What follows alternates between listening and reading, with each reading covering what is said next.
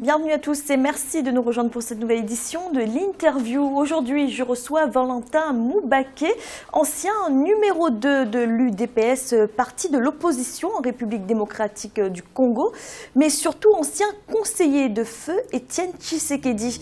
Avec lui, nous allons évoquer les divisions au sein de l'UDPS, les petites guerres de succession après le décès d'Étienne Tshisekedi, mais également les incertitudes autour de la tenue des élections. Bienvenue. Merci, madame. Merci d'avoir accepté notre invitation. Tout le plaisir est pour moi de m'avoir invité ici sur ce plateau. Valentin Moubaké, vous continuez de clamer que vous étiez le Premier ministre de transition désigné par Étienne Tshisekedi. Vous n'arrivez pas à digérer cette désillusion? Non, pour moi, c'est une page tournée. Mais il faut quand même que l'opinion connaisse la vérité. Pour peu que l'on connaisse qui était M. Tshisekedi, M. Tshisekedi ne pouvait pas vous dire une chose et se contredire par la suite. M. Tshisekedi m'avait désigné Premier ministre. Il a révélé cette décision aux caciques, je les appelle comme ça, du rassemblement. Il a donné cette décision, il a communiqué à sa famille réunie. Et donc pour moi, c'était une chose tout à fait normale parce que Tshisekedi ne pouvait pas, et là j'ouvre une parenthèse, ne pouvait pas désigner un membre de sa famille. Alors comment peut-on vérifier ce que vous dites? Eh bien, les témoins existent. Parce que M. Tshisekedi s'était confié à d'autres personnes que moi. Et M. Tshisekedi avait même écrit une lettre qu'il a transmise au président Kabila. Donc mon nom se trouve dans une lettre adressée par le président Tshisekedi au président Kabila. C'est ainsi que quand la CENCO, la conférence épiscopale nationale du Congo, est allée voir le président Kabila avec une lettre soi-disant venant de Tshisekedi après sa mort et désignant son fils Premier ministre, le président Kabila a refusé, vous entendez, refusé de réceptionner cette lettre parce qu'il savait que c'était une fausse lettre. Et jusqu'à aujourd'hui, poser la question à la CENCO, qu'est devenue cette lettre-là, cette fausse lettre? Alors finalement, c'est Bruno Tshibala qui a été nommé Premier ministre par le président Joseph Kabila. Comment aviez-vous accueilli cette nomination? Cette nomination de Bruno Tshibala ne nous a pas surpris parce que M. Bruno Tshibala était déjà en contact avec le pouvoir depuis longtemps et ceux qui pensaient que ma rencontre avec Kabila consistait à négocier avec Kabila en ont là la preuve patente qu'il n'en a jamais été question à ce qui me concerne. La preuve, M. Kabila a nommé Tshibala, le maillon faible de l'UDPS, c'est lui son Premier ministre. Si j'avais négocié avec M. Kabila, je serais son Premier ministre. Mais aujourd'hui, les faits sont là. M. Tshibala travaillait déjà avec le pouvoir de Kabila, c'est ainsi que Kabila a porté son choix sur lui. Alors, vous avez été reçu par le chef de l'État, Joseph Kabila. Vous y êtes allé en enfreignant une consigne du rassemblement de l'opposition. Pourquoi? Oui, d'abord, il faut dire que moi, j'appartiens au parti politique UDPS. L'UDPS de Tshisekedi, président à l'époque. De deux, M. Tshisekedi m'avait désigné Premier ministre. Et de son vivant, Kabila, président de la République, Tshisekedi, président du CENSA. De trois, nous avions décidé, nous les négociateurs, à la CENCO, avec les évêques. Nous avons confié à travers les évêques à Kabila la responsabilité de procéder aux consultations pour régler la question de la primature et du CENSA, le comité de suivi des accords, de l'application de l'accord. Alors justement sur ces points, qu'est-ce que vous a dit, qu'est-ce que vous a confié le président Joseph Kabila? J'étais dans l'obligation, moi, Premier ministre de Tshisekedi, selon les prérogatives lui conférées par l'accord de la Saint-Sylvestre, de dire à M. Kabila, il ne lui restait plus qu'à entériner cette décision par une ordonnance présidentielle. Parce que l'accord stipulait que c'est le président du rassemblement, Feu Tshisekedi à l'époque, qui devait désigner le Premier ministre. Et la logique était simple. M. Kabila n'avait pas à opposer un droit quelconque de veto sur la personne que M. Tshisekedi aurait désignée. Parce que s'il nous était demandé à nous aussi de nous prononcer sur la présidence de la République, ce n'est pas Kabila que nous allions désigner. Et donc, nous acceptions M. Kabila tel qu'il était, avec ses qualités, j'espère qu'il en a, avec ses défauts que tout le monde évoque. Et lui devait accepter la personne donc que M. Tshisekedi allait désigner. Et c'est ce que je lui ai dit. Et mon langage, je crois, était tellement clair pour lui qu'il a estimé que c'était un autre Tshisekedi et ne pouvait pas me désigner. Mais qu'est-ce qui a fait qu'il a voulu vous rencontrer, vous? Mais justement, parce qu'il ne me connaissait pas, il avait la lettre de Tshisekedi sur sa table. C'est très simple. Alors il voulait savoir quelle est cette personne-là que je ne connais pas et que M. Tshisekedi m'a proposé pour être Premier ministre. Et ce jour-là, je l'ai vu. C'était la première et la dernière fois, en tout cas, que nous nous sommes rencontrés et je lui ai parlé en toute franchise. Est-ce que ce n'est pas parce qu'il a senti chez vous un début de dissidence? Non, je crois qu'il a senti à moi la vision de Tshisekedi et la rigueur qui caractérisait M. Tshisekedi. Et vous savez que M. Tshisekedi faisait peur à ce régime-là, particulièrement à M. Kabila.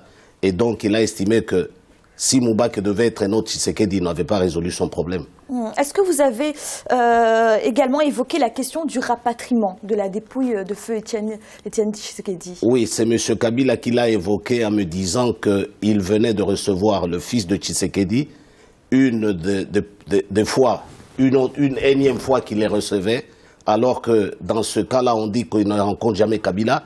M. Kabila m'a dit que je reçois ces gens-là, mais je n'ai jamais voulu médiatiser ces rencontres à leur demande express.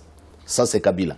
Et il me dira, quand je l'ai reçu ici, accompagné du conseiller spécial du président Sassou Nguesso, un certain Abbas, la première chose qu'il m'a dite, c'est de me demander pourquoi moi, Kabila, j'hésite à le nommer Premier ministre.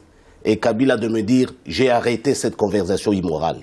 Il a trouvé dans les propos du fils de Tshisekedi une conversation immorale, disant que même lui, Kabila, après la mort de Mouzé Laurent Désiré Kabila, il a attendu son enterrement avant de prêter serment. Donc il a trouvé cette demande-là immorale. Alors tout ce que vous dites là montre d'importantes divisions au sein de l'UDPS. D'où viennent ces divisions selon vous aujourd'hui? Ces divisions viennent d'une chose très simple. Vous savez que M. Tshisekedi a hissé, et c'est le grand mérite de M. Tshisekedi, il a hissé l'UDPS au sommet des partis politiques dans ce pays-là. Il n'y a pas de parti politique comme l'UDPS. Ça, c'est l'œuvre de M. Tshisekedi. Et donc l'UDPS était devenu un patrimoine national. Malheureusement, certains parmi nous, à tort d'ailleurs, ont voulu réduire l'UDPS à une dimension familiale ou même tribale. C'est ça la cause principale de cette division-là. Nous sommes de ceux qui pensent que l'UDPS demeure un patrimoine national et donc la succession de M. Tshisekedi doit répondre aux prescrits des statuts du parti, notamment l'article 26. Alors justement, l'UDPS a tenu son congrès, c'était au mois de mars. Félix Tshisekedi a été élu et doit mener le parti aux prochaines élections, avec ou sans vous? Oui, mais le congrès là, ce n'est pas le congrès de l'UDPS dans les normes, c'est un congrès taillé sur mesure. Et nous lui concédons cela, du reste, nous ne sommes plus dans la même UDPS. Alors, ça veut dire quoi? Vous contestez même l'organisation de ce congrès? Je ne conteste pas l'organisation du congrès, mais je relève tout simplement que après la mort de Tshisekedi, selon nos statuts, personne ne pouvait convoquer un congrès sans passer par un directoire. Et le directoire n'a jamais existé. C'est l'article 26 des statuts. Et c'est la raison pour laquelle nous avons créé UDPS le peuple, parce que nous avons estimé que la vision de M. Tshisekedi, sa lutte, sont galvaudées par cette nouvelle façon de voir les choses en réduisant l'UDPS à une portion congrue, tribale ou familiale. Donc nous avons créé UDPS le peuple pour poursuivre l'œuvre de M. Tshisekedi, qui est une œuvre grandiose qui doit mettre tous les Congolais ensemble pour l'avènement au Congo d'un État de droit démocratique. C'est ça l'UDPS le peuple que nous présidons maintenant, dont nous présidons les destinées depuis deux mois. L'UDPS, mais globalement, il y a le rassemblement de l'opposition. Dans cette course à la présidentielle, d'autres ont également des ambitions électorales, et je pense là à Moïse Katumbi. Comment voyez-vous cette personnalité qui, même en exil, arrive comme ça à capter la lumière? D'abord, le rassemblement, selon moi, n'existe plus. C'est un rassemblement autour de M. Tshisekedi, autour de sa personne. Tous ces gens qui constituent le rassemblement viennent de divers horizons. Et la plupart n'ont aucun lien direct, même pas indirect, avec la vision et la lutte de M. Tshisekedi. Et après la mort de Tshisekedi, ils se ressemblent autour de qui? Donc la mort de Tshisekedi, pour moi, a entraîné ipso facto la mort du rassemblement. Eh bien, ceux qui se retrouvent dans le rassemblement, notamment la personne dont venait de désigner le nom, ce sont des gens qui voulaient faire un OPA sur l'UDPS, une offre publique d'achat. N'ayant pas de base, ces gens-là voulaient acheter l'UDPS et les preuves existent. C'est-à-dire, Moïse Katumbi voulait faire quoi exactement? Ah, mais se servir de l'UDPS comme base électorale.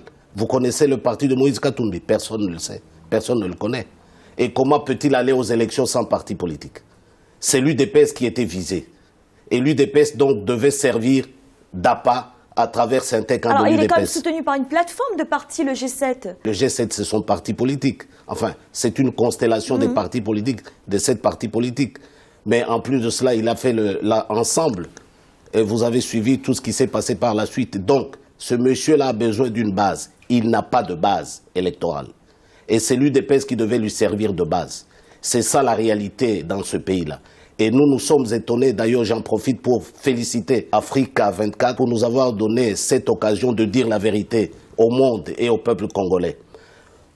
Certains de vos confrères des médias francophones commençaient à brandir même Moïse Katumbi en le qualifiant de l'opposant historique au Congo. Depuis quand Moïse Katumbi avait fait l'opposition au Congo. Cette désinformation-là est à dénoncer et je profite pour dénoncer cette désinformation à travers Africa 24. Cette élection présidentielle qui doit avoir lieu le 23 décembre, certains estiment qu'elle reste incertaine. Je souhaiterais avoir votre avis là-dessus. Est-ce que vous faites partie de ceux qui émettaient également des doutes sur la tenue même du scrutin? Non seulement nous émettons des doutes, mais nous avons communiqué officiellement, en nous désengageant de ce processus-là il y a une dizaine de jours. Nous avons signé un communiqué au nom de notre plateforme électorale Union pour le changement, le peuple d'abord, UCPA, pour dénoncer et rejeter ce processus électoral qui est vicié. Vous ne pouvez pas aller dans un processus électoral dont le fichier est corrompu, 16 millions d'électeurs, presque le quart, et pour lequel on nous apporte des technologies qui ont été rejetées par tout le monde, sauf par M. Kabila et sa CENI, les machines à voter. En fait, des machines à voler les voix.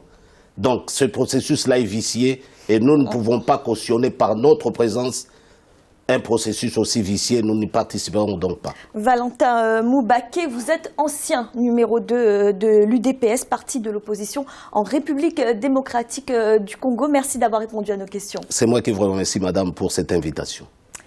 Et merci à vous de nous avoir suivis. N'oubliez pas, vous pouvez retrouver cette émission et tous nos autres programmes sur www.africa24tv.com. Et à bientôt pour un nouveau rendez-vous de l'interview.